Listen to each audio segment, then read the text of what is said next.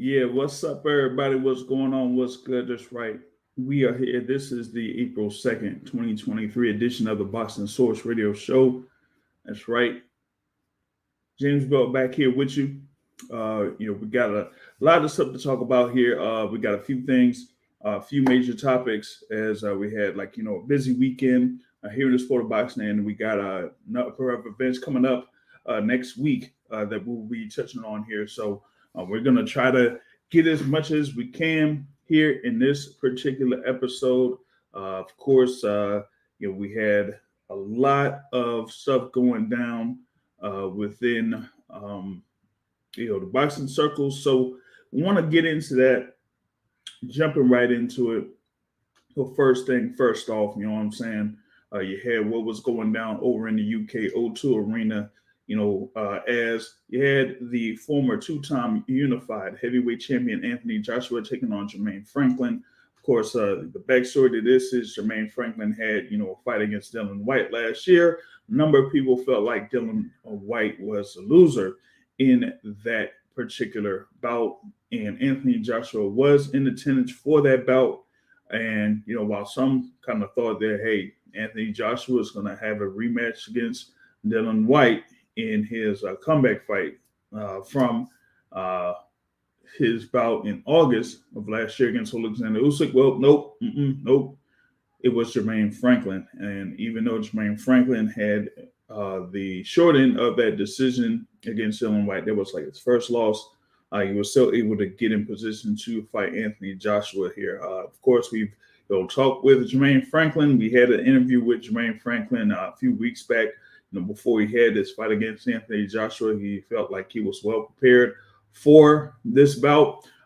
He was like right back in camp, after his fight against Dillian Whyte. And, it kind of like showed leading into the bout. You had, Jermaine Franklin, who, before this particular bout, he, had like a good amount of time off before his fights last year.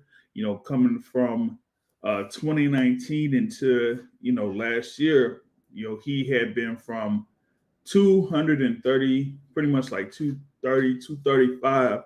And then when he came back last year in one fight last year before Dillian Whyte, he was like up to above 270.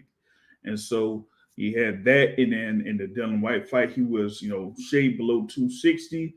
And then here in this fight against Anthony Joshua, he was there at 235 pounds, around 235, And so you had that while Anthony Joshua came into this, being the highest that he was, at as a heavyweight, over 255 pounds. Now, he was pretty much at 240s against Alexander Usyk, against, Pulev, was like around that range against Ruiz, but at 255, and he ain't been, over 255, since his fight, or around 250s since his fight against Carlos Takam. So, a number of people going in there were saying like, hey, I mean, this is the biggest he's been.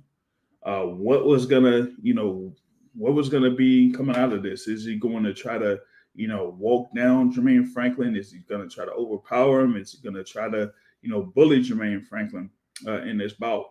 And well, I mean, we wanted to also see what happens there with Derek James in Joshua's corner. So you pretty much had this bout more about like Anthony Joshua, kind of like getting himself back in the gear, getting familiar with being out there in the O2. He hadn't really been out there in the O2 arena, for some time. That's, the arena that he kind of like built himself up to become a, world title contender. And it was where he won his first world title against Charles Martin. And that was 7 years ago, so it's been a long time since he's been there to the O2. But he was out there, trying to establish, a pace, so to speak. Was throwing a jab, was fairly good with the jab, but you kind of like didn't see much there coming off of that.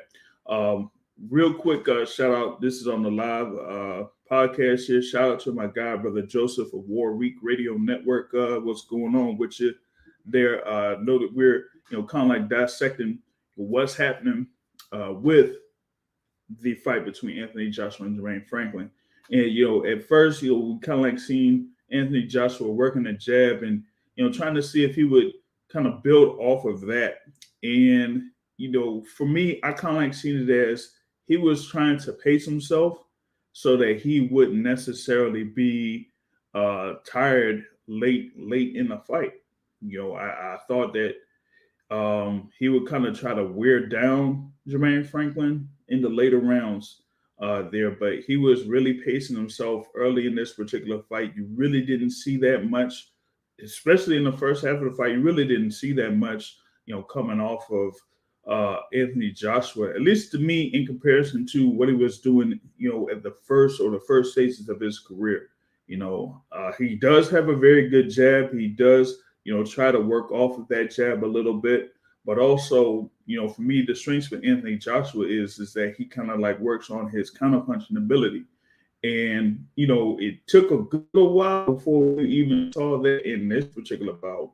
But you kind of seen, here in this bout that it was more about what Anthony Joshua was doing and how he would be able to react to what Jermaine Franklin was doing. And, with Jermaine Franklin, he was trying to, get himself move around, move his head a little bit, try to get things going. And I would say, try to get to the inside of Anthony Joshua and try to work there, on the inside, because he really couldn't do much while, Joshua had his jab out. As long as Joshua was using his jab, he was going pretty well. But you kind of seen that there were a couple of things that he hasn't quite got, down pat there with Derek James. For me, it was more about like what he was doing following up the jab. And with the right hand, he was throwing the right hand a couple of times, and he was landing the right hand a few times, particularly in the third and fourth rounds. And you kind of seen it while Franklin had his left hand down. But it pretty much came from a good distance. So that right hand really didn't have that much behind it. Now, I know that, Jermaine Franklin was taking a good amount of those right hands, but it's something when you're able to shorten that right hand or at least try to set it up, and it was pretty much Joshua's right hand was at a full extension, which you can't really get much out of that. Like once it's at the end of the punch, it doesn't really have much as if it's not with, like a shorter target. Like if it's from one point to another point, if it's a shorter distance, then it has more power behind it than if it is fully extended though. So you did see a number of those right hands land from Anthony Joshua, but it was more about him kind of getting more into a groove as far as like doing things in the ring. And, for me, I really didn't see much where Franklin had Anthony Joshua much danger. There are times when he was landing a couple of right hands, but they were up close, and Joshua was able to take those, and he was able to work with that. But you also did have a good few rounds there around the 8th and 9th round where it was a lot of holding, a lot of clinching in there, and was more with what Franklin was doing, kind of going down, like moving his head and moving down and then trying to get in close, and that really slowed the pace down a lot, even though like the pace wasn't really, all too quick anyway. But with Jermaine Franklin just getting down and then trying to get in and get in the clinch, it really slowed down the pace of this fight. And, I would say like a number of people felt like this whole pace is not really all too good here, but you did see at times that Anthony Joshua was able to land the uppercut, but that wasn't until like 9th and 10th round. And with that being said, that's what I was, looking for, aiming for with Anthony Joshua, is how he's going to be able to incorporate the uppercut, and also, be a good judge of distance to try to use his counterpunching game, because, I've always felt like Joshua at heavyweight is one of the best counterpunchers out there. And you really didn't necessarily see that until the late rounds, from Anthony Joshua. And also, while Franklin was there in close quarters, that's when you started to see the right uppercut there from Anthony Joshua that really affected Jermaine Franklin. And you kind of like seeing Jermaine Franklin really take a toll on that. But he was still able to get through all of that and get through the 12 rounds. And, it did go full 12. Me personally, I don't know why it went 12. No belts were on the line, nothing like that, or anything. But I guess maybe you wanted to see if, how Joshua still was able to perform through 12 rounds. But I mean, he went through 12 rounds twice against Alexander Usyk. So, but even with that, unanimous decision win, 2 scores of 117, 111, 1 score 118, 111 there for Anthony Joshua. And he gets back in the win column. And, like I said, I mean, it was pretty much a filling out process. First, fight back since Joshua's loss to Alexander Usyk last August. So he, was back in the win column, seeing if he could, be back as far as being more active. He wants to get back in the ring in the summer. He said he definitely wants to get back in the ring in the summer. Likely going to be against Dylan White. So, I mean, I'm not really, all too, I would say, what is it? All too excited about like him potentially facing Tyson Fury, even though Tyson Fury doesn't look like he has a dance partner right now. I don't see like a thing with Fury and Joshua happening in the summer. That would really be something. But I really don't think that Joshua and Fury will be able to be out there in the ring. Wanted to get columnists on here that is joining us to talk about this particular fight and other fights that happened on Saturday. He has been a guest here on this particular podcast. Brother Steph is in the building with us. How you doing? I'm good, sir. Thanks for having me.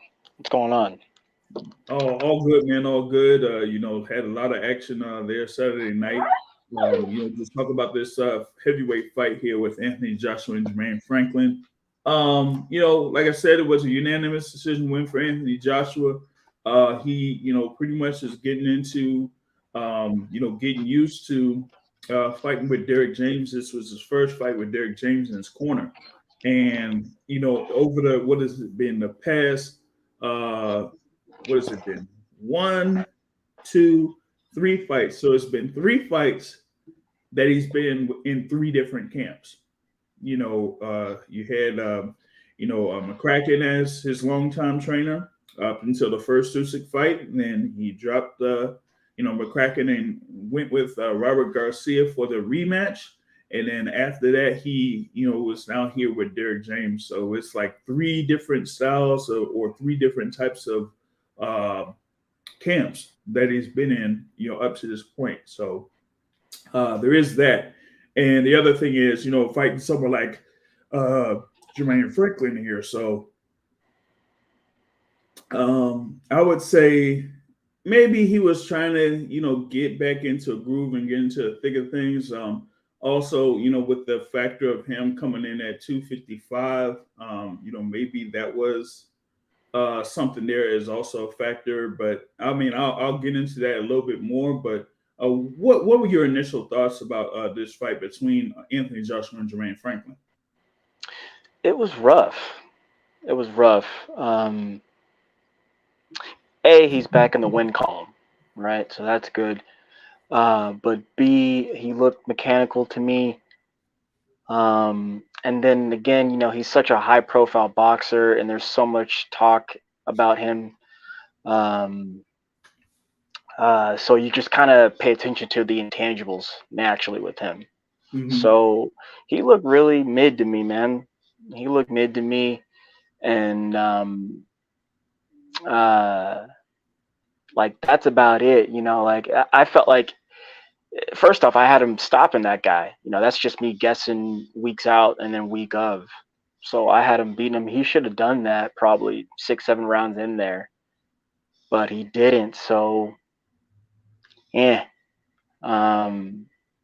And then you just went back to those previous fights with him and all these different camps. Jay, he's mid tier, man. He's mid tier, and so that's about it. Uh, some of the pros, um, some of the pros is I saw Derek James clean up some of his hand speed, some of his punch placement was there. His footwork was better in getting position, but he still seemed so stiff and timid and didn't want to get hit. And just mid, man, just mid tempo. Just like, that's why I always hate on his last fight, that rematch. Just going mid tempo, man. So, and then, yeah, he looked real heavy. You know, um, he gets beat by a lot of guys. Definitely the top guys. But when I say a lot of guys, like, I'm trying to size him up and compare him to past eras. Even I feel like Ray Mercer beat him up. Tommy Morrison definitely, as hard as he was swinging in his day, beat him up. So um,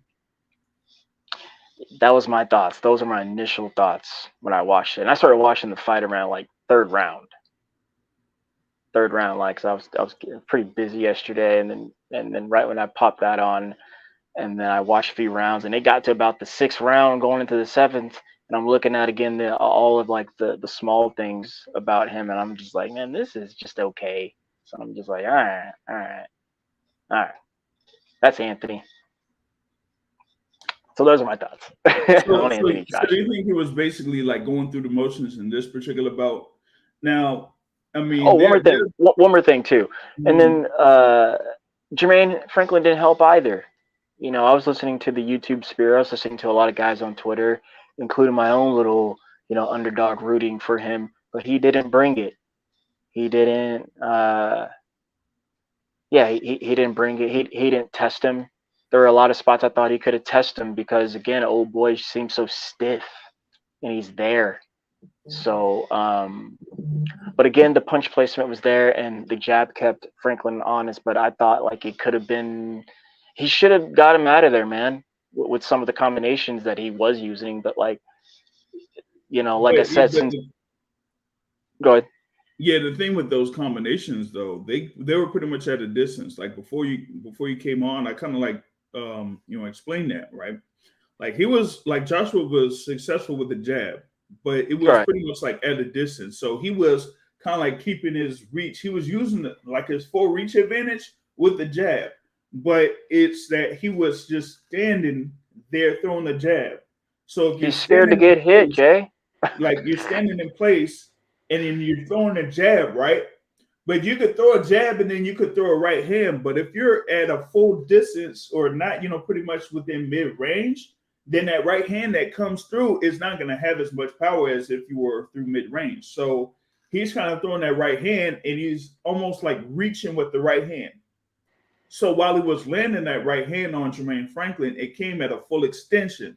And when you have it fully extended out, it doesn't have as much power as if you were at mid range and it's just like you're going through the target instead of trying to land on a target. If you know what I'm saying. Yeah, I do. But like that. First off, that's a good example. But like he never finished it with anything. It's almost just like some. It's not That even a too. full three. It's not even a full three. He just like Right. didn't follow up with anything. And then like I said, and then what? Well, like I said, yeah, man, this dude is scared to get hit, man. So like if you're standing on the outside like that and you won't even follow up with like, well, what you got, like, we got nothing. So like, you know, it was okay. It was, there was some skill that I saw him, some things that he improved, but like I don't know, man. What in I, particular? what was that? What was it, Like like that he what got good at? skills in Like his particular? to me, like his punch placement, and his footwork on just getting in positioning because he can't create his own opening. So he went to Derek James, the guy who mastered punching for openings. So I saw a little bit of that, but there was no like really hungry aggression in there. Like everything was like really stiff and timid. So like that's not a heavyweight. Um, I don't. I think a lot of guys beat him. Definitely the top guys beat him. I think Joe Joyce probably beats him. Definitely beats him. Like, given the last like 3 outings we've seen of AJ, if Joyce could condition wise outlast him, he definitely wins that fight. I don't know, Jay. Maybe I mean, shoot, dude. Well, like, I see your title. What's next for Joshua? Like, man, a bunch of mid tier, because he's not. He's like, I don't like, everyone's like harping on his mental and stuff like that. I don't know, man. Who knows? Who knows on that? But if that's the case, then you have no business like being in there with the best, man, because you get your bell rung, right? You get your bell rung, like you'll be slept, but you probably like won't even accept that type of challenge. So I see him just kind of breezing on by. I was talking to my brother earlier, and he was like, no, I hope he wins and gets enough W's under his belt so Wilder could decapitate his butt. I started laughing. But yeah. So we'll see. Well, the thing is with Joshua, the way that his career started, he pretty much like built up a record. Then he had, the fight against Dylan White, and then after that, went for a world title. And so you kind of like didn't see him develop or build a record, up to a point to where he fought for a world title. And then when he won a world title, it was something that he kind of like shot right up to being one of the top stars out there in the heavyweight division and in boxing. And so he had that world title, then he defended it twice. Then he fought and defeated Klitschko. And once that happened, and that was it, he was at the top, part of the heavyweight division. And so when you have that particular instance, you pretty much are, fighting the top echelon guys back to back to back. And you're not really, developing stuff in order to be, at least closer to a complete fighter. So you're pretty much, learning on the job or learning on the fly against the top echelon fighters out there. And so here, after having a loss or a couple of losses to a guy that's more skilled overall than Alexander Usyk, now it's, time to try to develop those other skills that you didn't get while you were, starting off in your career. And you got to try to get that against guys like a Jermaine Franklin or, maybe other contenders that are out there in the heavyweight division before you go up against, the top echelon guys out there. There's one suggestion in Big Baby, and I guess it's Jarrell Miller there who, did score a win against what was it a couple weeks ago. He did score that win a couple weeks ago. I think it was in Dubai or something, but it was I forgot like how big Jarrell Miller was at that particular point. He was like 330 pounds or something, when he fought Lucas Brown. Like, let me see, 333 pounds. But that's where he is at, though, I think, man. Yeah. I mean, as you're saying, like, you're echoing, he got marketed to be the man, but truth be told, that's not the case. He's not the man. And I don't know, man, to be, what is he, 34, 33, 34, something like that? 33. To be 33, okay, so he's my age. Like, at that point, I mean, you're going to know as much boxing as you're going to know, but, like, man, you just got to, you either have it or you don't.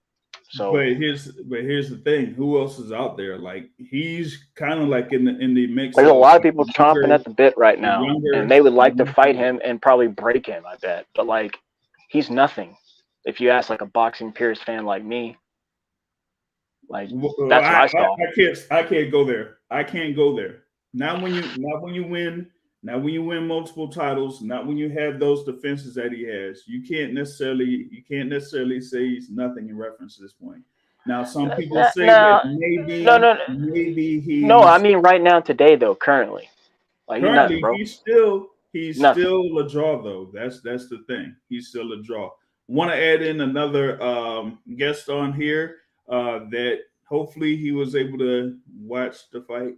It's the boxing academic in the building. What's up, academic? Hey, what's going on, fellas? How y'all doing? What's going All on, right, man? man. Good to Not hear your much, not voice. much. Yeah, what y'all talking about, Joshua? I imagine. Yeah. JB trying to save him. I'm like, nah, I'm not buying it anymore. But here's the thing, though, right?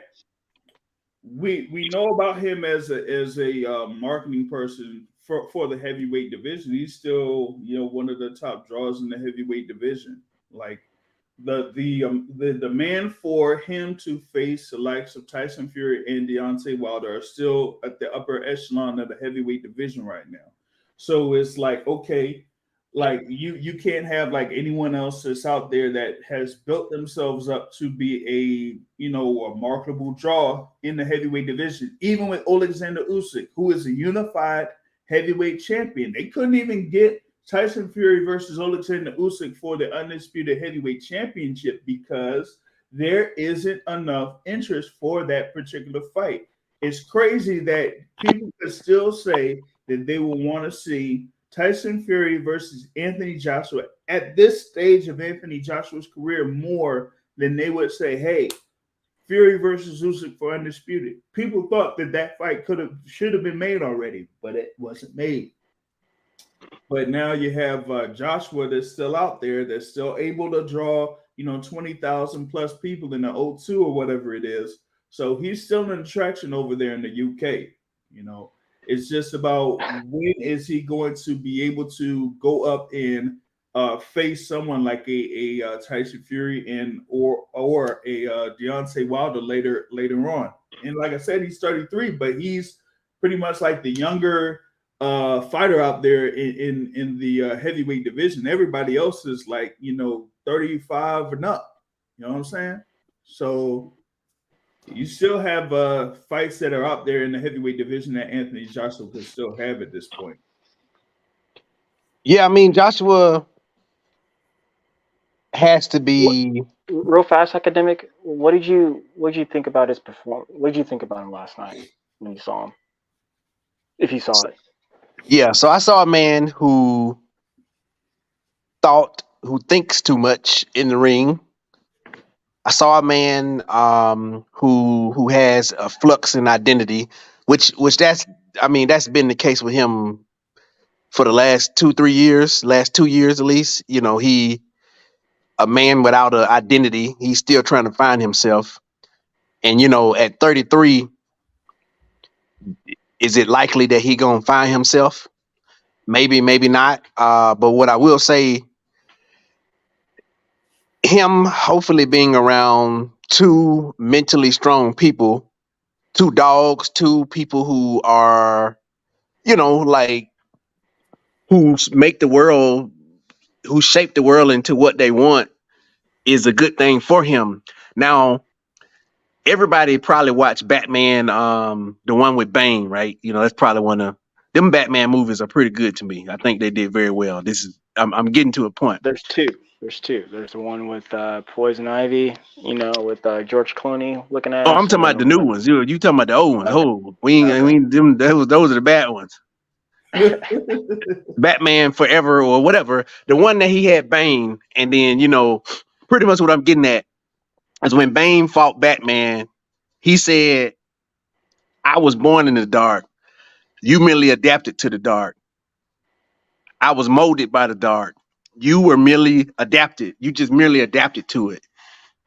And so what I'm getting at by saying that is that Anthony Joshua goes to their camp, and then he sees a person like Jermaine Charlo and Errol Spence, and he sees the persona of them.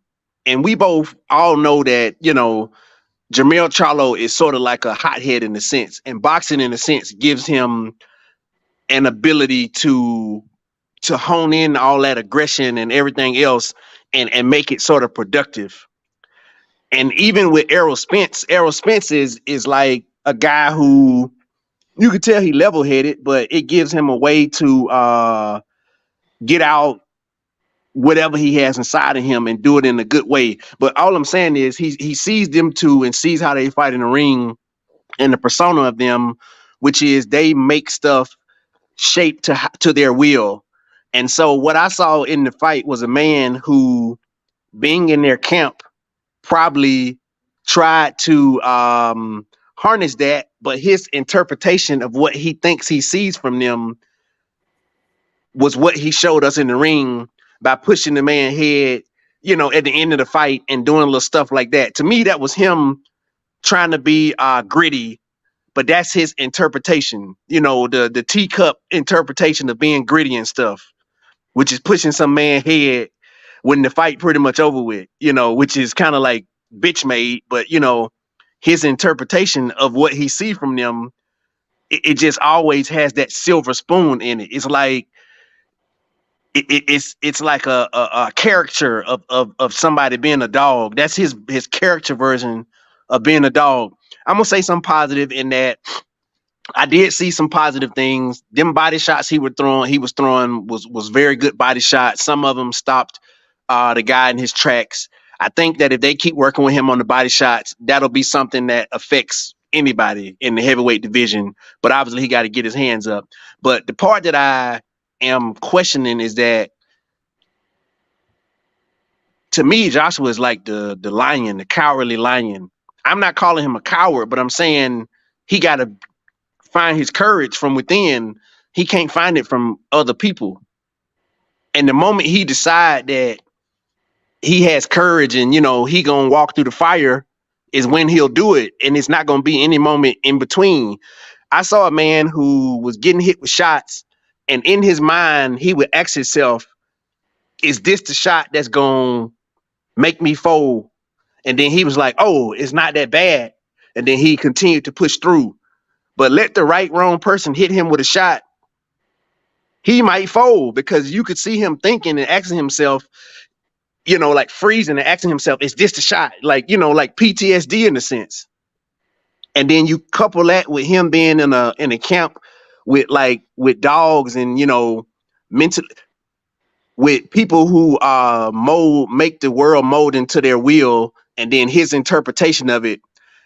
He got work to do, but I think that if somebody, as in his coach and the people around him, helps give him stability, maybe that'll help him. But all that like extra antics and stuff, and his interpretation of him being a dog, is just, it's a caricature of being a dog. You know what I'm saying? It's like, it ain't the real thing. It's like his interpretation, his mind interpretation of it. Maybe y'all get what I'm saying. Maybe y'all don't. No, I do. It Yeah. sounds like he needs a psychiatrist, man. Nah, I don't see that. I don't see that. Get all that out. That would have been. No, I'm serious. That would have been all done already. That would have been all done already. One thing that I didn't see from Anthony Joshua, and that he definitely does have to work on, is more than 2 punches at a time.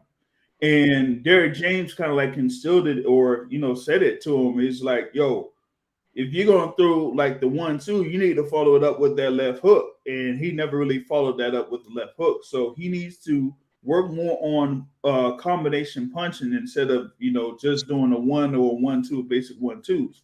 Now, when he's at a lower weight, he's able to do that a lot easier, because he'll be able to, throw his punches with a little bit more flow and be, more fluent with his punches. But you didn't really see that here in this fight here against Jermaine Franklin, and he has to definitely do that here at this particular point. But he doesn't necessarily have that here at this point. He still is trying to work on throwing that jab and trying to be consistent with that jab, and try to do something to follow up with that, but he hasn't really done much to follow up with that at this particular point. So here in the next camp, that is something that he's definitely going to have to work on with Derek James and the crew that they have there. But can I ask you a question? The other thing that I don't see there in this camp is that, and this to me is kind of like important when you prepare for other fighters,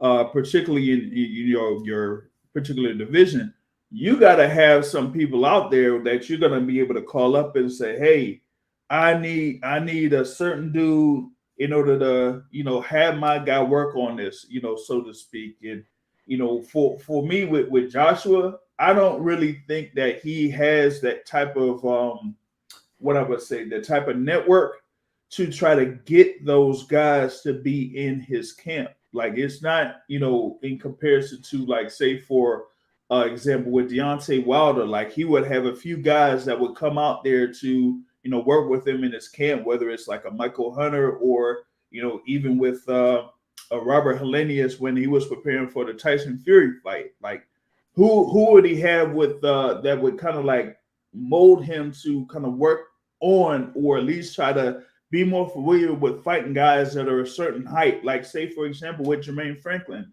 Franklin is like 6'3" or something like that. And that like Joshua's always had issues with shorter guys. Always had issues with short. Like they got Jermaine Franklin at 6'2". Shoot, I mean that ain't even, that ain't even my height.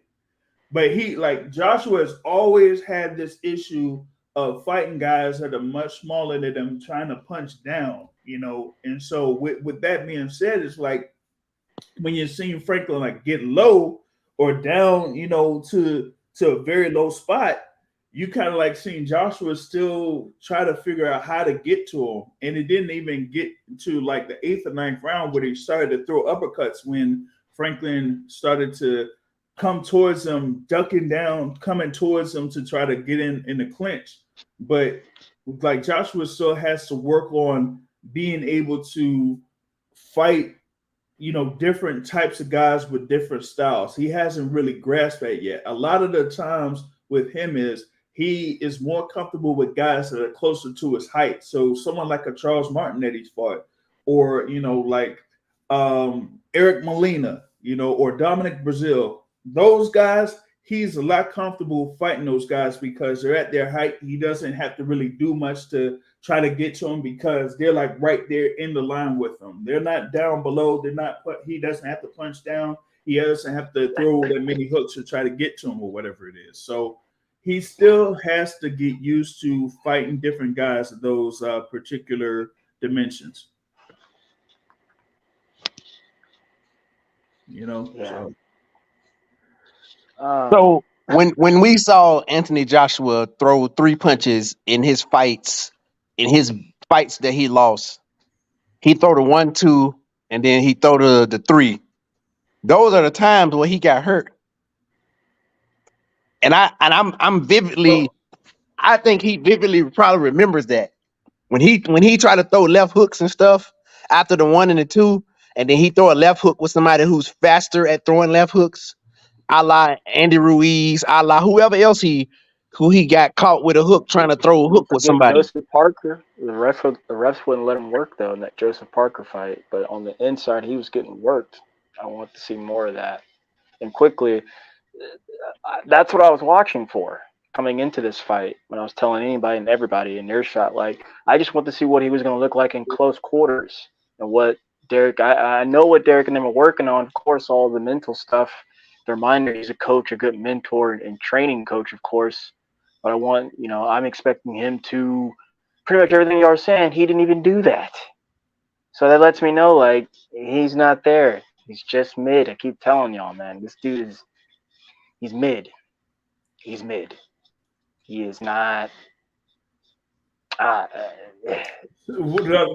See. I'm telling you, man, he mid, bro. He got some work to do. I don't buy that particular term because I know in the division what is I'm mid. struggling. I'm struggling because I really don't want to say. I really don't want to be talking down on him like that. But you judging him against the top heavyweights, though. No, I'm not. Because but here's the thing. Here's the thing. Boxing academic reference to top heavyweights. There really isn't that many top heavyweights. Yeah, he's compared to those guys. That's when you talk about him, you're talking about them. You're comparing him to those guys. But look, here it is. This guy needs you to be stationary for you to be setting up his punches. And I'm not saying that you guys are, but like you're giving the out of like, oh, if he's got to think about it and like to throw it and stuff, like, dude, you're scared to get hit. That's what it looked like to me. And that was Jermaine Franklin. So imagine Joe Joyce, imagine Hrgovic, imagine anyone who will, especially someone who's bigger on a trade with him, like Derrick James can't teach that. So, I think he's just mid tier, man. Sure, I want to see him get in some big fights, but I think he is mid tier. I don't think he's actually that good. Hold I think on. he's good, but I don't think he's that good. No. You said Hergovich.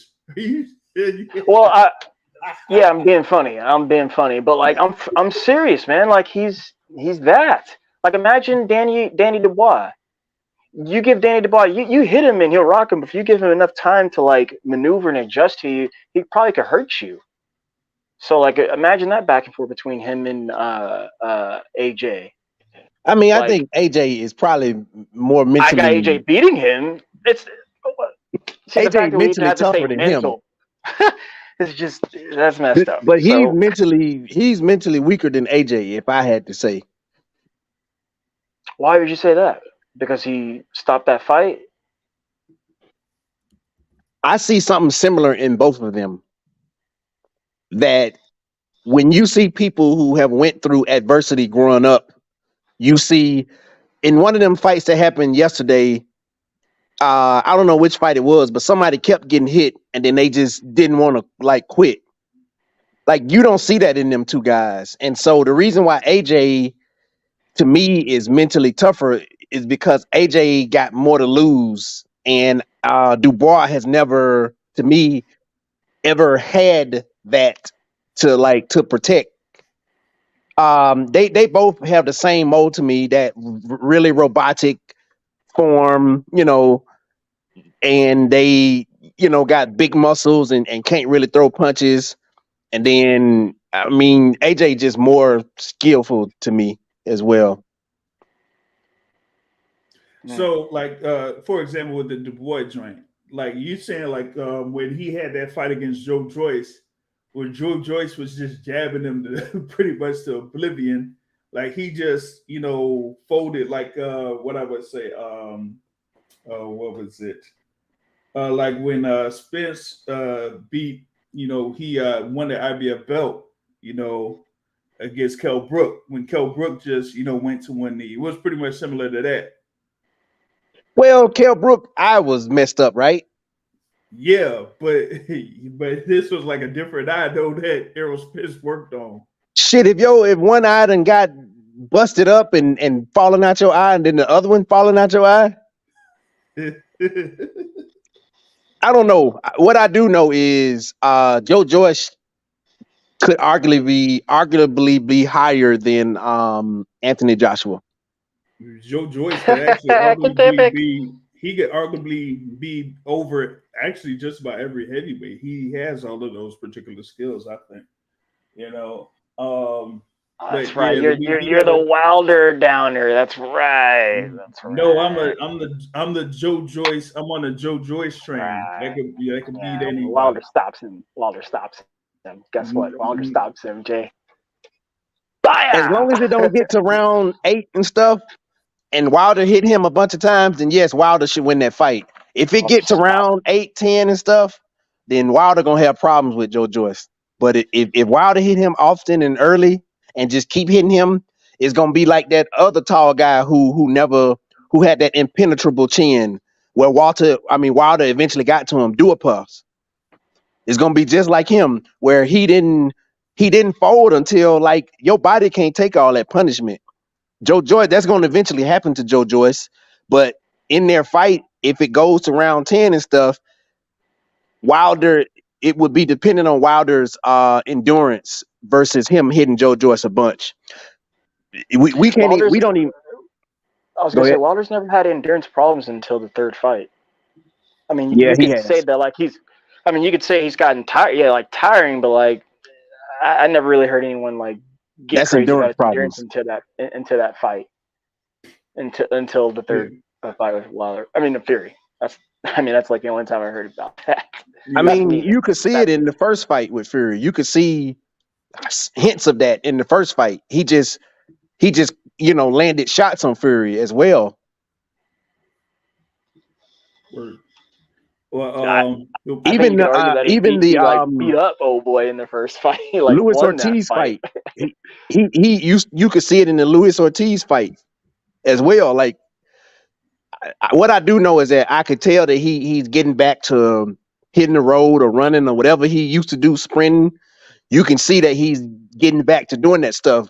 But in his fights, I could see in his performance that he got away from that stuff. And it affected him in fight. Now he's fighting the best heavyweight in the world. Anybody gonna have those problems. But I mean, ESPN list or whoever showed the list yesterday was almost right. But you know, obviously Tyson Fury, Usyk, Deontay Wilder. I would probably put Joe Joyce as 4, and then Joshua as 5.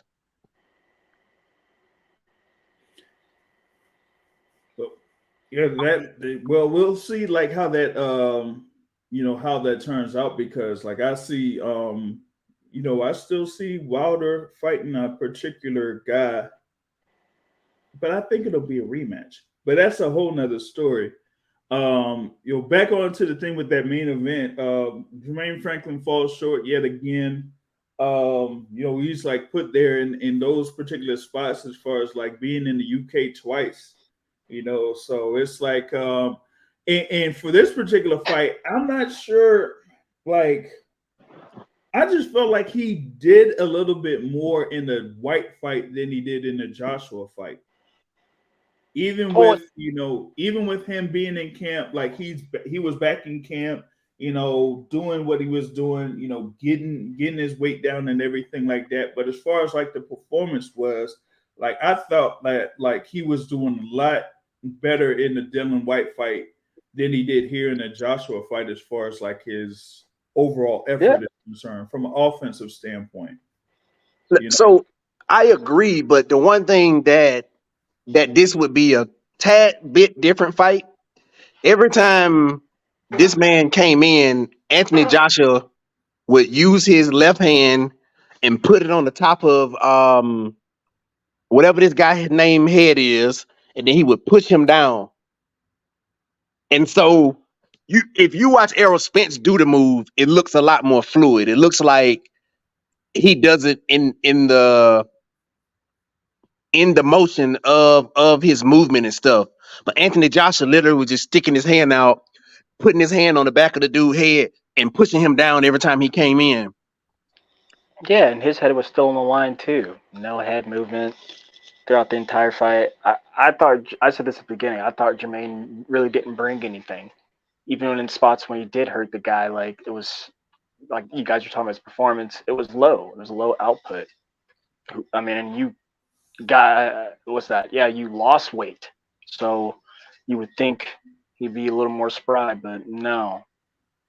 Yeah, I mean, it's one thing to you kind of lose weight, but like I said, given the dimensions that he's at, like you still have a level of mobility that's out there. Like I said, I mean, he's still like 6'2", 6'3", my height, but you're getting there around what it was, like 230 something. Yeah, like 234 or whatever it is. Like even he like it's like heavyweights and then there's like heavyweights, you know what I'm saying?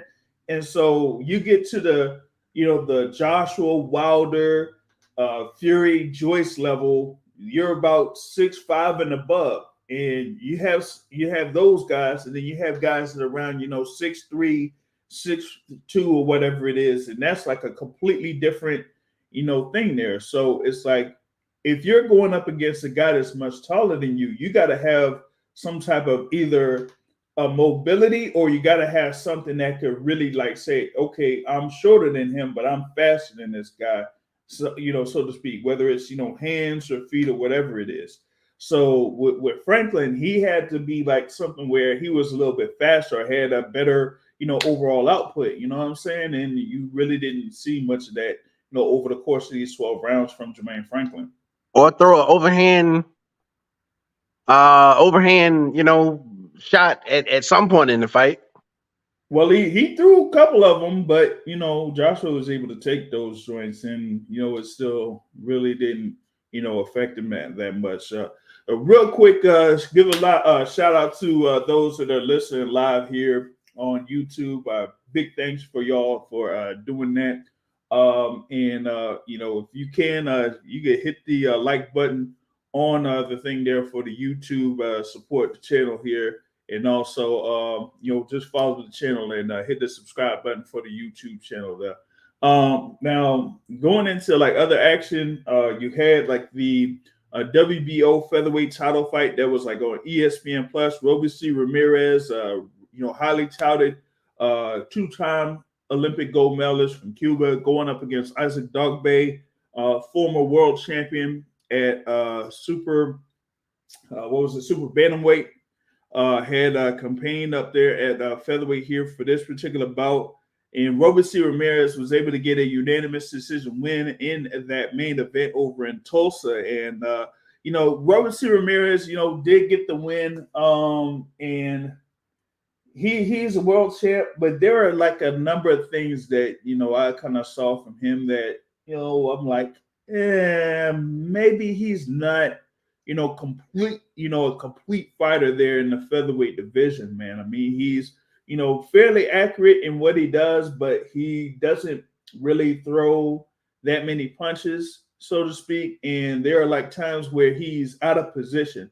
And, for someone like Isaac Dogboe, who had worked up to this particular point to be a world title contender at featherweight, there were a number of times where he could have really got to Robeisy Ramirez, and he didn't do it. He was just standing there, just looking at him, waiting, looking at him, and then only had a couple of times when he was throwing combinations and wasn't really consistent with that. And so, all Ramirez was basically doing was being a more accurate, more precise fighter over the course of those 12 rounds to get that unanimous decision victory. And so, Robeisy Ramirez is 12-1, has 12 straight wins there in the featherweight division. But I'm like, well, I don't know, like who else would be a solid, like a solid contender out there in the featherweight division, so to speak, that would really compete against Robeisy Ramirez, man. I mean, I know that Emmanuel Navarrete moved to 130, but it's like, outside of that, like who else can Ramirez, like I would say, really be a valid contender or something where he could really compete against some of these guys, like he gets beat by all the top guys. Like Lara, Mauricio Lara, they got him against Lee Wood once again. That's coming up in May. That's gonna be a rematch. I'm sorry, Lara's gonna beat him again. I'm sorry, he's gonna beat him. You know what I'm saying? And I think Luis Lopez is going up against Mick Collin too, who's an IBF champ. So I don't know like, who else. Ramirez can really compete against? Hold on.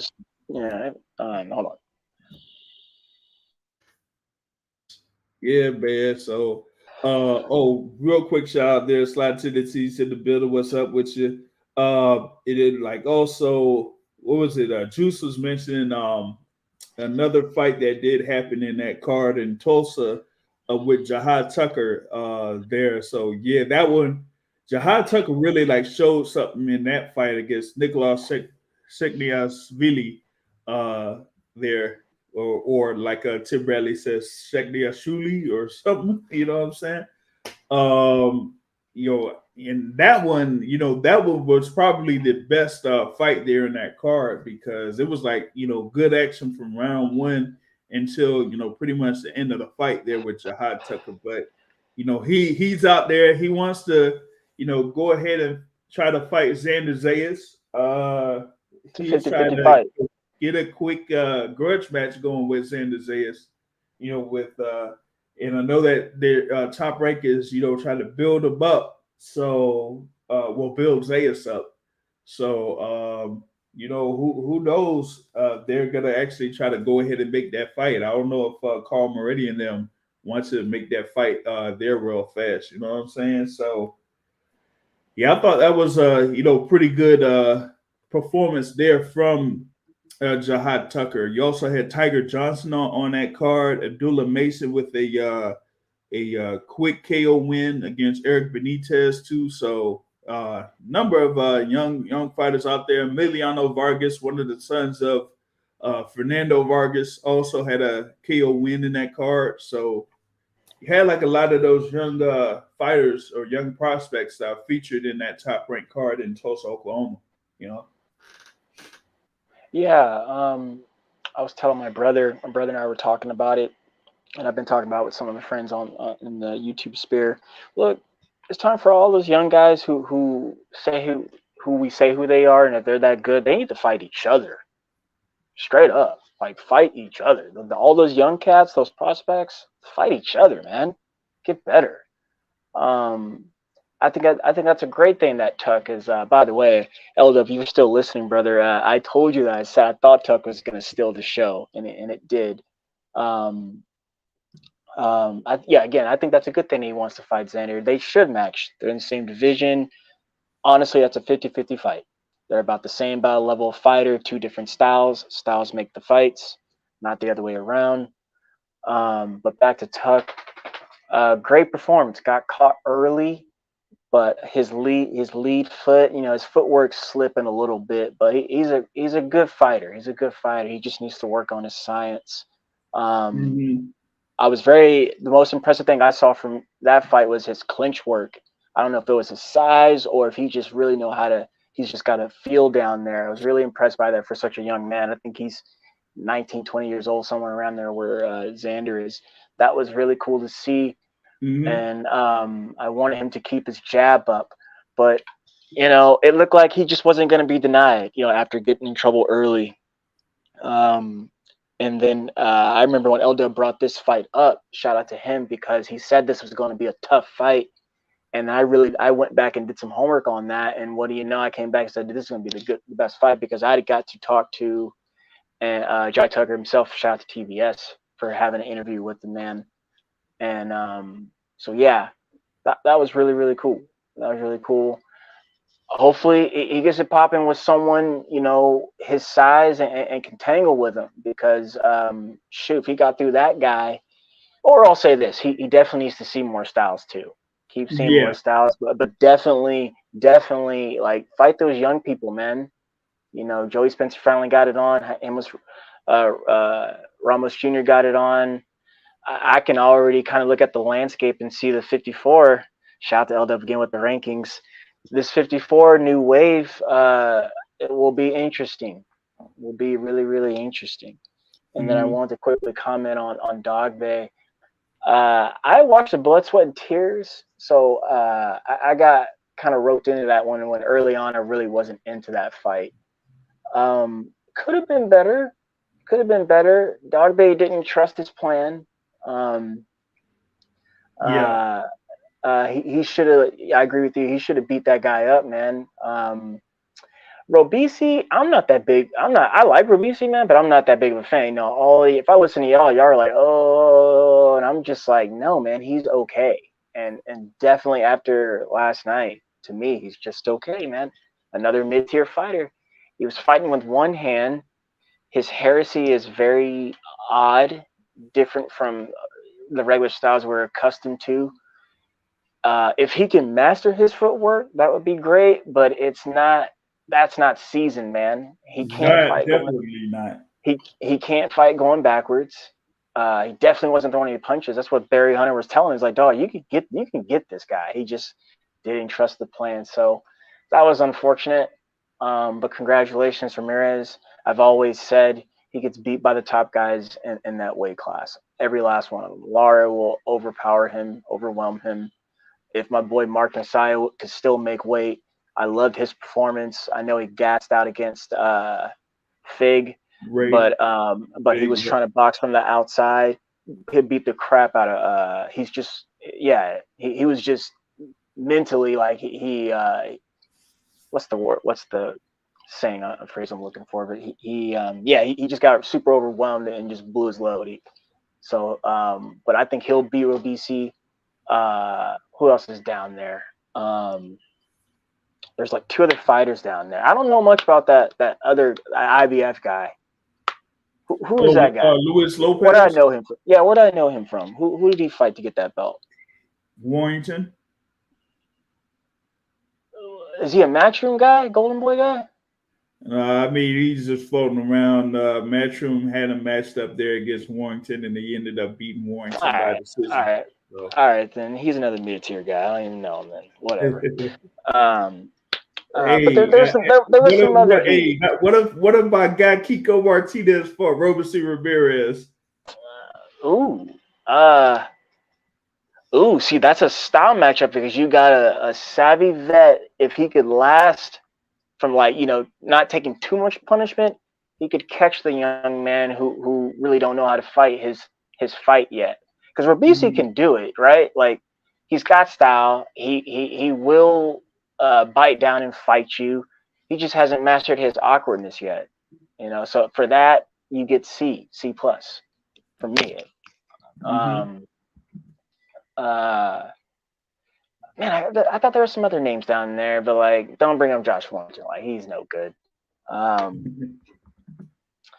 Yeah, man, I'm gonna miss Mark, man. But better things. He's gonna go eat that Colbert food. Hey, shout LOW, still listening? Shout out to Astrolabio, baby. Them small weights. Yeah, well, yeah, I don't know if Colbert will be there. What is it? Was it 130 or so? I think he's gonna stick around there at like that 135 joint. So you probably won't see him against a Max Sal type of a guy, man. But I was just meddling though. I was just meddling. Yeah. But the thing, with Robeisy, I want to see it, who will end up fighting, man. He'll probably end up having some type of defense against Joey Gonzalez, who was part of that same card, man. But outside of that, I can't really, off the top of my head, I can't really come up with some other guys that he could potentially face there under top rank. So, we'll see what happens with that. But yeah, fight win, lose or draw. What? I said win, lose or draw. Fight Colin, man. Fight all those guys over there. Do what you gotta gotta do. Get Colin, win, lose or draw. That could be a fight that could be made. Colin is still under the top rank thing or whatnot. So that could potentially happen after Colin's fight with I think it is Luis Lopez, man. I'm sorry. Now I'll give Colin credit. He's fighting big punchers. Big Colin. I listen. No, he's no good. He's no good either. Sold on Mick Collin. I've never been sold on Mick Collin, man. So no. He's built up. He's no good really. But I give him credit for fighting big punchers, man. This is the third, maybe 3 or 4 for fighting big punchers. Yeah, so, I give him credit, but hey. But he's no good. No, he's no good, man. Man, he's food. He's food. Yeah, so there's that, man. You had that Tiger Johnson had a tough little bout there with Alfonso Vera in that card as well. So you had like I said, a number of prospects that were able to perform there in this card. And I want to see him versus Tiger. I want to see Mason and Tiger go at it. Those guys should fight. What, Abdullah Mason? Yeah, those guys should fight. Why not? Test each other, see who's the best. I think that'd be a great fight. If Tiger could make 140, maybe. But he's slender like me. I'm just saying though. Talents like that need to fight each other. That's how you're gonna find out who's good instead of keep doing what they're doing. Matching them guys, matching those guys up with, various opponents instead of matching them up against each other. Nah, yeah, I feel you, but I think Top Rank is just trying to, build those guys up to a certain point, and then they'll, match them up after they're, because right now, Jay, on the outskirts, it's Shakur, Key, Xander, and Tuck. That's who I think Like, and I think Tiger has a real chance. He's the one who I really like out of all those prospects. Oh, of course, the heavyweight, Big Baby. Those guys will be pushed, but like those names I mentioned all have what it takes to get there, because all of them aren't going to make it. So like, go ahead and try to. That's just where I'm at in all the boxing now. Just I'm talking a little S, but man, all those young cats, they need to fight each other. If they're all that good, fight each other, and that's how I think they'll be able to build their name, or keep it going forward, keep it pushing.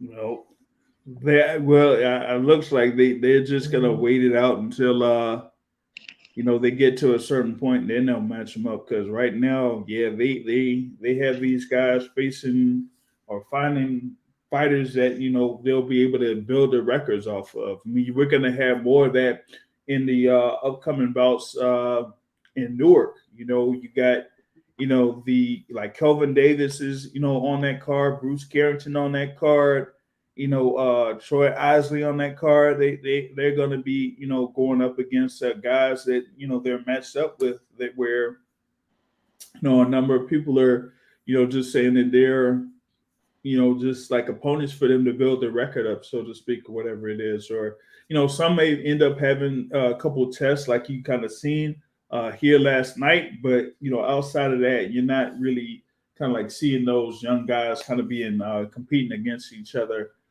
here. So that's what you're going to see in Newark, before Shakur Stevenson's fight against Shuichiro Yoshino, which headlines the ESPN card at the Prudential Center in Newark.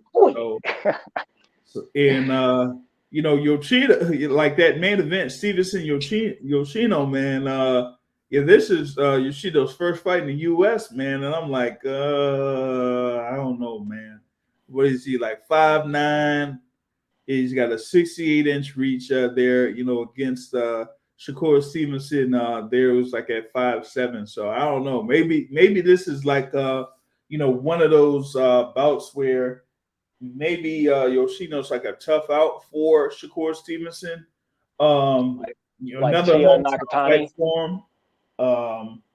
People are gonna try to see if Stevenson could, do some work and try to see if they could stop Yoshino. You know what I mean? I said Tio Nakatani style. Remember that? Yeah. That disgruntledness. Yeah. Yeah. Hey, I keep calling it the Eliminator. Get your shot at death, bro. They shouldn't have done that. Shouldn't have said that. So the Eliminator. Go ahead and get it done. I'll see you at the end. So I mean, that's an action-packed day, though. It is like they're trying to build Shakur up for like a particular fight in the future. They're at that particular division. I think that he is kind of like their next star that they're trying to build up over at Top Rank. So it's in the lightweight division. Yeah, in the lightweight division. Yeah. Devin Haney's still there. Yeah, I think after this fight against Loma, he's going up to 140. I mean, he's going up to 140. I don't think that they're like he's gonna stay there at 135, any longer, man. Like of course, not even for the rest of the year. I mean, we still got, 9 months. Yeah, 9 months, but 10 months. We still got 9-10 months. For me, if Devin Haney is going to stay at 135, he's only going to stay there for one particular fight, and it's not Shakur Stevenson. So who are you talking about? Who the other person is. I don't. What?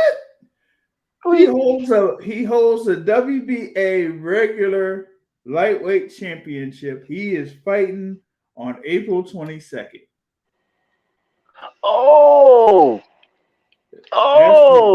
that's the only fight. Gervonta Tate Davis. Yeah, that guy. Shoot. Yeah. So that's the only fight that you would probably see Devin Haney say at 135 pounds for after Lomachenko. I don't see him against Shakur Stevenson being attractive enough for him to stay. I hate the segue to that, but How do we get that done?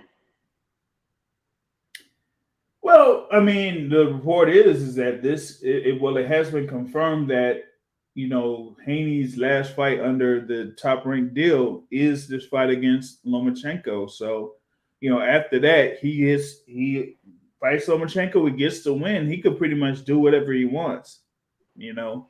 So I'd say, hey, y'all go ahead and y'all have that particular fight. Those two camps have built up, some type of a rivalry here, over the past few months. So I say, hey, why not have that?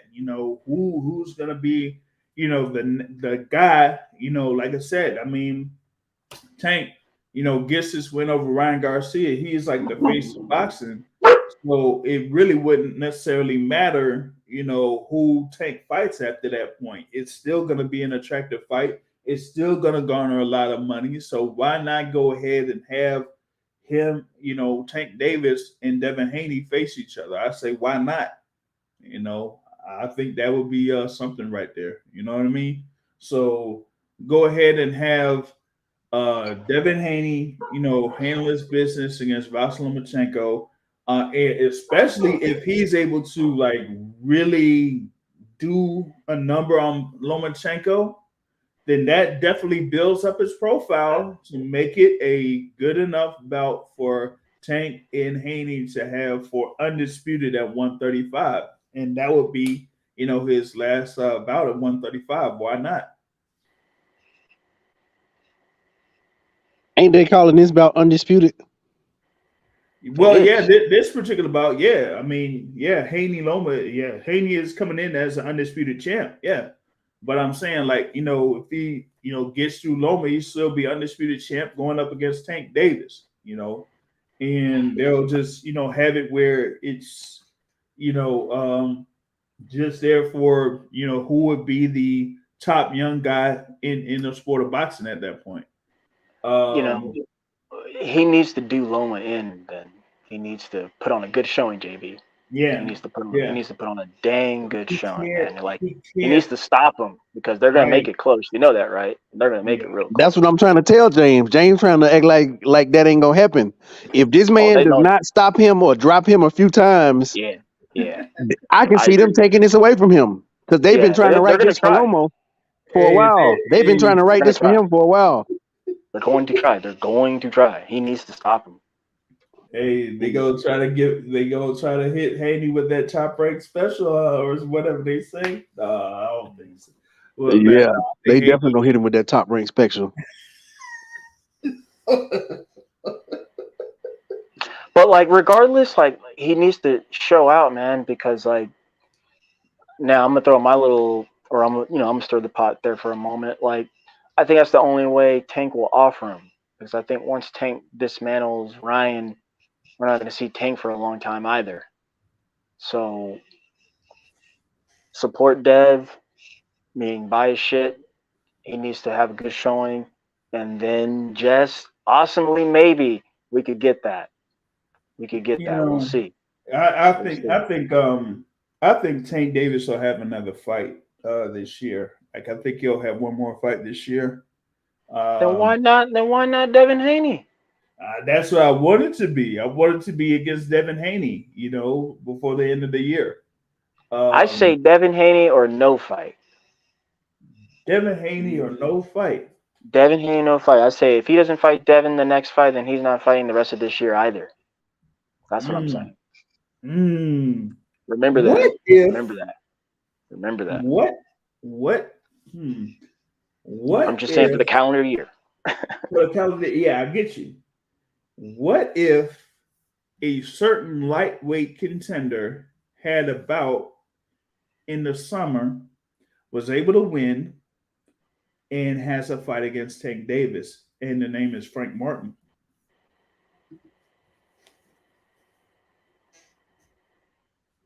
I mean, I would be largely surprised. I'd be largely, obviously happy, but largely surprised. Again, I'll stick by what I said. I say Devin Haney or he doesn't fight for the rest of the calendar 23 year. I don't see what reason Tank has to face him.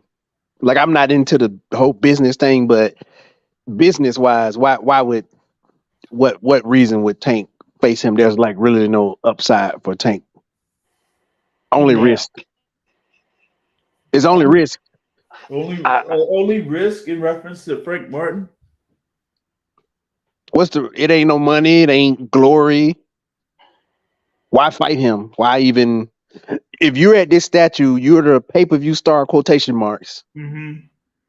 That don't seem realistic in the business of boxing.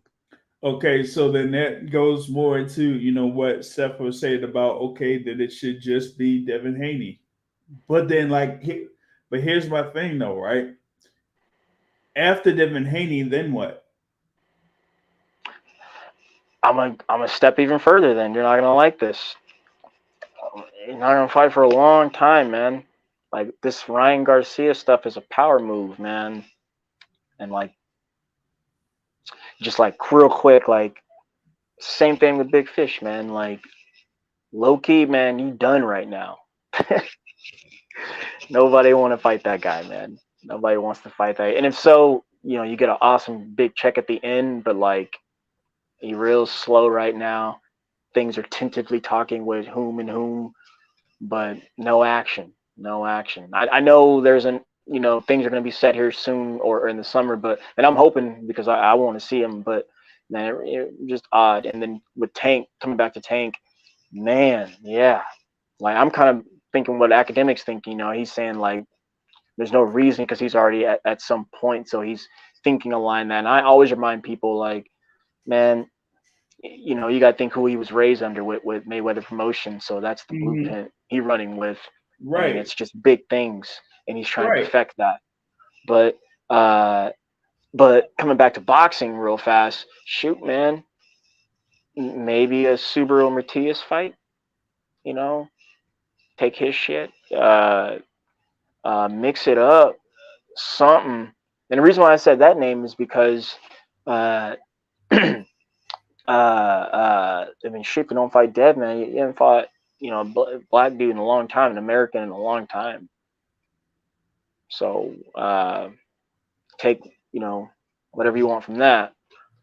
But shoot, it's hard to think, man. And I'm not like, and what's funny is, and I'll shut up after this. I finally came to peace with the whole Tank Dev stuff because this last part of the month, a lot got wrapped up, and then I got to kind of talk to Bill myself and ask him some things. And then that press conference over, shout out to ETB for doing all that. And then that presser, and then just even kind of what we're talking about in a sense of Tank, just kind of, the profit there is time, and it is hope they're academic because, now I'm just looking at people's actions. It's funny when you get the lip service, but if you just look at the actions, it's different. Same thing with Dev, man, coming back to him, like, bro, I don't know, man. I get that you're focused on your fight, but like the way I've been looking at it is like with just say you want the big check, you'll still be his behind, and you'll keep your belts. You should have pulled up on him. In fact, pull up to his fight against Ryan. That's what I say. Some 80s old school stuff, But you get it. Fighters don't like doing that today. But yeah, I'm done on that. So yeah. Don't get me wrong. I would like to see him fight Frank Martin because, like when the last time we didn't got, two urban fighters fight it out and, like do American. It for the culture in a sense. Yeah. Yeah. But, we all like dreaming, right? And in the business of boxing, do they give us our dreams a lot of the times? Nah, they don't. But I mean, for me, if they feel like Tank Davis wants to continue his career at 135 pounds, there really isn't going to be that many fighters or opponents out there for him. For necessarily for those events to, keep going to continue to be, attractive events. So you're gonna have to have some of these opponents out there that would be, viable opponents. And I think Frank Martin in this particular instance, looks like a guy that's on the rise that would, really be a very good opponent for someone like Tank Davis to go ahead and face. Someone with speed, mobility, foot speed, hand speed, combinations, that type of thing. That would be a good matchup there for Tank Davis. You know what I mean? As somebody put in the comments, it would definitely be a bad matchup because Frank Martin throw a lot of punches, right? Throw enough punches, right? Mm-hmm. And we know Tank is getting very judicious as his career goes on with the punches that he throws. I mean, obviously he can knock people out and like disconnect them from their senses, but it's gonna be it ain't gonna be as much like the Terrence Crawford Spence fight, but we all know Spence gonna be winning the rounds because Spence gonna be throwing punches, and unless Crawford connect with something big, Crawford gonna have to knock this man out. Unless he catch him and knock him down or something. Yeah, I don't really see how Spence win that fight. But with Frank Martin, Tank is a good guy, but unless he start throwing jabs and getting away from what his style has become, that's gonna be a tough fight. And yeah, I just Academic. I'm You're making me laugh. But let me back gonna up let Tank real fast. Let me back up Clever. Tank Yeah, real fast. go ahead. Like, Help me, yo, Clever. Help me. first off, Chester, let's talk about it. Let's dream a little bit.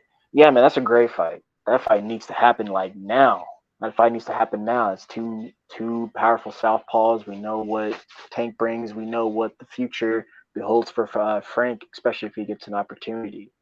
Um, Back it up Tank real fast.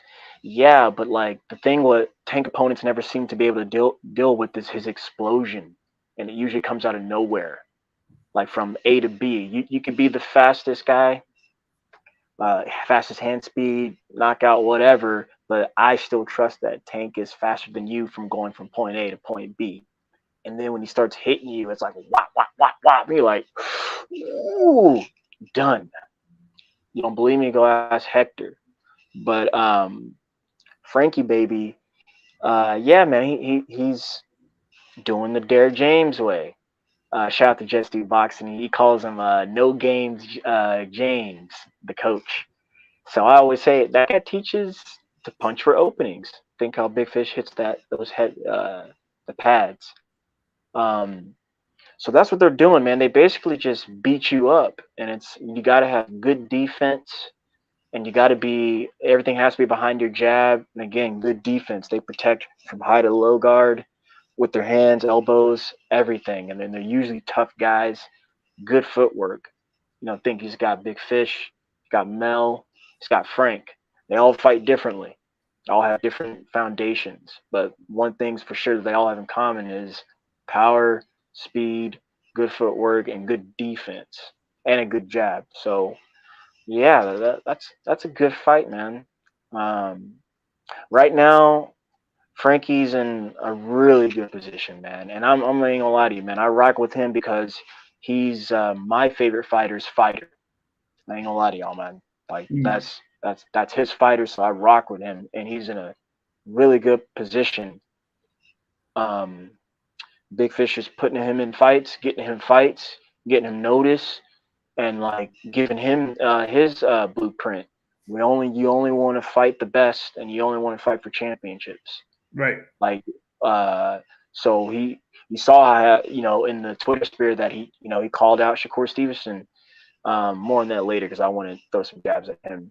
But big fights, Rolly's name was mentioned. Big Fisher's like, no, that's trash. We don't do that. Big fights, championships only. So he is starting to get a little and that's us, the fans, getting that flow to hang with some of the big names like Tank. But no lie, with everything I said, man, he can hang with the best. He's in my Game of Thrones of 135. Um, top 4 guy, top three guy. When I look after Dev and Loma get it on, he could probably sneak into the top 3 after Dev and Loma get it on, because Loma's probably gonna get dismantled, but he's still an excellent fighter. And some days I wake up with him 3, and some days Shakur, but most days it's Loma at 3 because it's Dev and Tank at the top. So yeah, Frank's on his way, man. Salute to him. Now you were speaking about the thing in reference to Shakur Stevenson. You did have a little bit of a backstory with Shakur Stevenson and his quote unquote brother Keyshawn Davis, who was talking about the thing. Real quick, JB. I'm sorry, real quick, man. Like, Key is kind of like he's kind of just okay to me, man. I don't really see it. I know he's a good fighter. He's got really good punching power and good punching placement. I think he could do better. I don't really mind his antics, man. All that stuff. Like right now, I got Frankie beating him. I trust Frank's style and found yes, believe it or not, foundations more than his pedigree, because I see some flaws with him, but he's still a good fighter. And then real quick with the Shakur. Didn't he already lose once though? Who? Keyshawn? No. Oh, okay. I'm thinking somebody else. He's really good though. Academic. Don't get it twisted. Like I just what am I trying? Yeah, like he still needs to see a lot of styles too, to me. Because or what am I trying to say? He hasn't even mastered his own style yet. But I know he's got some good skills and he's got good placement and power. That's what I see with him. But like everyone's like super hype on him. I'm like, I don't know about that. And then with Shakur, I didn't really like that Shakur downplayed Frank. That's kind of the top rank way. They all those guys do that. They're like, oh, you're not on my level once some smoke comes calling for him. They always do that. Man. I'm just like, all right, dog. So hopefully, back to you. I hope that's a good fight in the future, man. They should. I don't know why they couldn't do it now. You can't convince me otherwise. You know what I'm saying? I mean that would definitely be a good fight between Shakur and Frank Martin at this point. It's just that. Like you say, a number of those say like, okay, Shakur is at a higher level than Frank, so he shouldn't really, be going to, or at least saying that Frank is way below him at this particular point.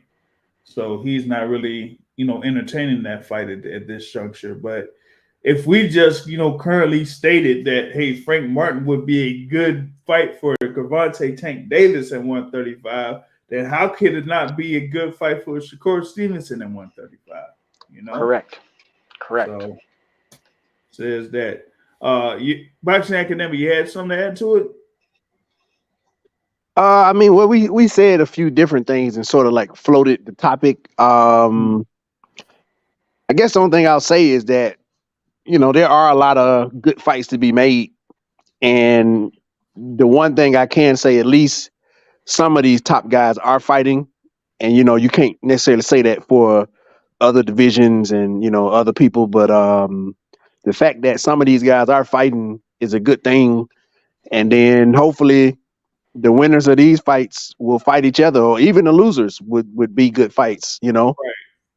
So, I mean, Frank Martin, Shakur, Ryan, Tank, and Lomo even would be good fights for all these guys too. He probably would lose against a lot of these guys, but even the guy who beat Loma, he like Who's it's that? always Who's that academic? Teofimo, there you go. I forgot his name. Were you talking about Frank who lose to those guys? No, I'm saying Lomo would lose to a lot of these guys, but I'm saying even Tio would be good fights for people too. But I would have him losing against Frank Martin also. I'm just saying it's a bunch of good fights to be made, and a positive thing is that these guys are fighting. The guys that are fighting, I just hope that Haney, like you said, wins from the start bell to the end, because it's gonna be something interesting is gonna happen in the fight. And if it ends with what's his name on his feet, it's not a good situation for me as it relates to Devin Haney. Devin Haney got to knock this dude down a couple times.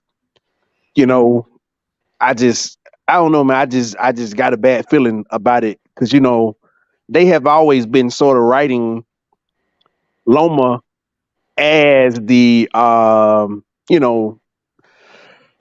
undisputed sort of in that stature. Or And like the great fighter or whatever yeah, it is, that of this generation, basically. and even with him starting, yeah, he had a 400 fights as an amateur, and so he definitely garnered all of the attention that he got. But it's been written. It's already had been written, and he has a redemption story, and this is his redemption story. He ain't really had to earn this shit, because in him earning it, he didn't earn it. He didn't go through the fire and come on the other side, victorious. So he's getting his redemption and being put in his position again, so they can write this story.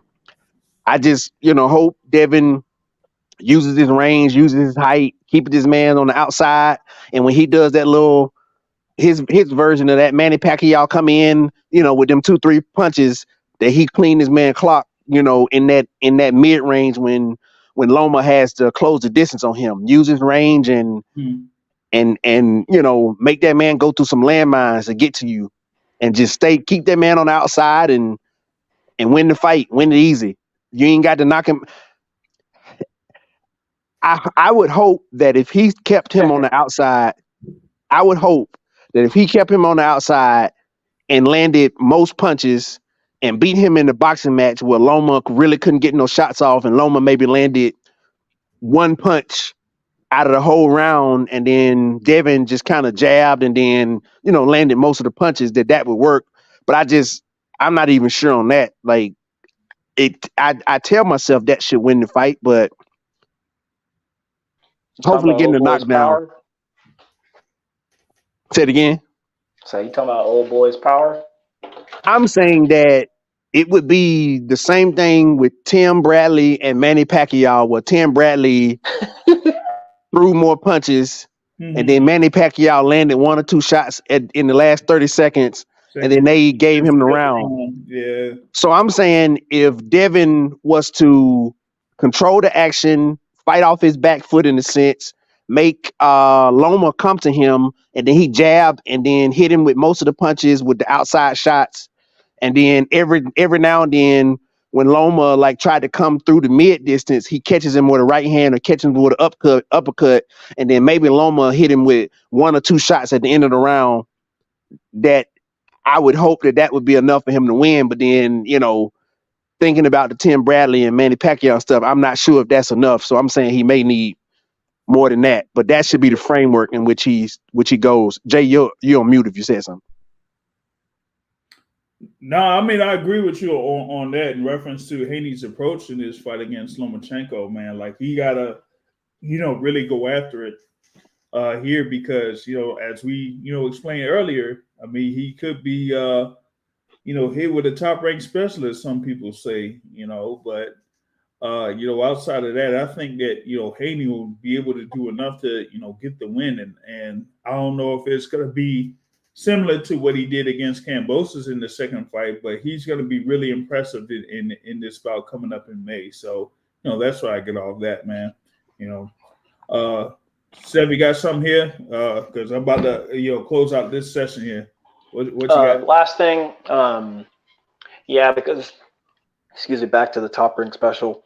Loma's coming on strong on the end now, doing the vet moves. Not doing much early, not exerting much energy, and then comes on strong, trying to win those exchanges late, make it look pretty. So I think, it's going to be close, like a 115, 113 type fight. very entertaining, tactical. I got Dev coming on out. He just needs to knock. He needs to knock this guy out. Let's do it, Dev. Pet, pet, pet, pet, pet, pet. The dream. But yeah, appreciate you, man. I think from a profile standpoint, he really needs to stop Lomachenko. That would be the cap there, that he would be the one that kind of like stops Lomachenko. No one else was able to do that. I mean, Loma lost to Salido, Loma lost to Teofimo Lopez, but neither one of them had him in like serious issues or serious trouble. So if Haney was able to be the one that says, "Hey, I was the man to stop Lomachenko," then you basically would have that and kind of like carry that over to future fights that Haney would have. In particular, like I said, against Tank Davis, that could be at the end of the year. So there's that. With that being said, that brings a close to this particular edition of the Boxing Source Radio Show. Thanks for Steph and the Boxing Academic for joining in live in this conversation, and also to those in the live chat on YouTube that were able to join in, and also for those that will be listening on demand through Apple, iTunes, Google Podcasts, Spotify, Amazon Music, and other audio platforms that will have this podcast on. But like I said, at the end of every show, folks, Sport of Boxing is hitting. I get hitting out of the sand and trade. On that note, folks, I'm out. Have a good evening, everybody. Thanks, guys.